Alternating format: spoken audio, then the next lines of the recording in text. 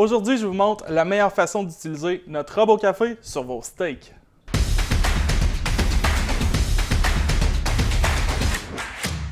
On commence par se parler, c'est quoi un rub au café? En fait, c'est réellement un rub avec du café.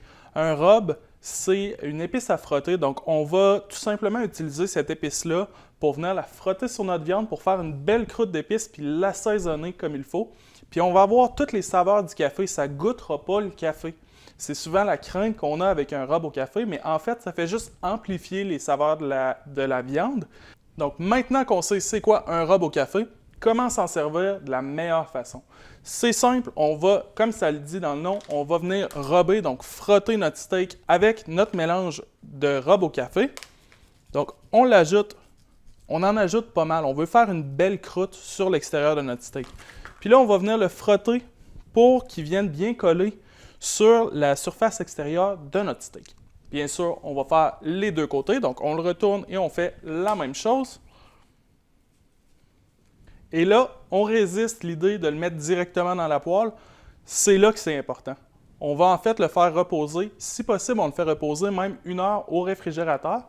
Ça va donner une chance au rub de faire une belle croûte. Ça va faire sortir l'humidité qui est dans notre steak. Puis ensuite, on va l'amener à température, donc une vingtaine de minutes sur le comptoir pour le ramener le plus proche possible de la température de la pièce avant de le saisir. Donc, on se reparle dans 1 heure.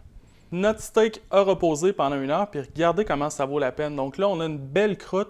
Notre steak est rendu vraiment foncé. Puis là, la clé, une fois qu'on a reposé notre steak, c'est qu'on va le saisir à très haute température. Donc, on va lui donner un bon choc de température.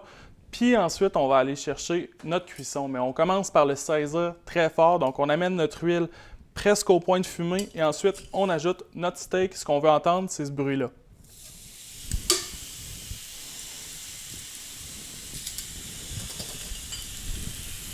Donc, la cuisson de notre steak est terminée. On va le retirer. On va venir le déposer sur la planche et évidemment, on va laisser reposer notre steak. D'ailleurs, un de nos auditeurs, François Côté, nous a posé une excellente question la semaine dernière. Quand on veut faire reposer un steak, mais on ne veut pas manger froid, qu'est-ce qu'on fait? On peut tout simplement, avec une feuille de papier d'aluminium, on va juste venir le couvrir très libérément, juste comme ça. Donc, ça va garder de la chaleur à l'intérieur, mais on ne l'emprisonne pas dans sa vapeur. Donc, il va reposer tranquillement sans continuer à cuire. Il y a de l'air encore qui circule, puis on va avoir un steak parfait. On le laisse reposer une dizaine de minutes et ensuite, on déguste. Grâce au rub au café, on a un steak qui est parfaitement assaisonné. Ça va être un steak savoureux, goûteux, puis le rub va venir mettre en valeur le goût de la viande. C'était Chef Peter, puis on se dit à la prochaine.